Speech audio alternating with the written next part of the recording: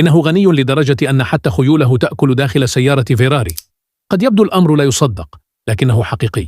يمتلك قصرا فخما وأكثر من 10,000 سيارة، وطائرة خاصة صنعت خصيصا له، وساعة ألماسية تساوي 20 مليون دولار.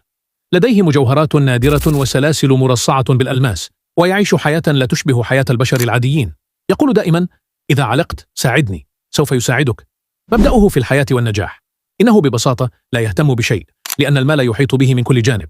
نحن نتحدث عن ريك روس، أغنى مغني راب في أمريكا. اسمه الحقيقي ويليام ليونارد روبرتس الثاني. ولد في 1976 في ميسيسيبي، واشتهر بأغنيته أوس كلاين. يقال إنه يعيل 900 شخص أبيض في قصره، وثروته لا يمكن حصرها.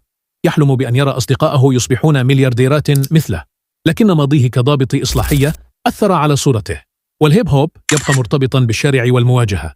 ومؤخرا ظهرت تسريبات تشكك في أنه غني كما يدعي.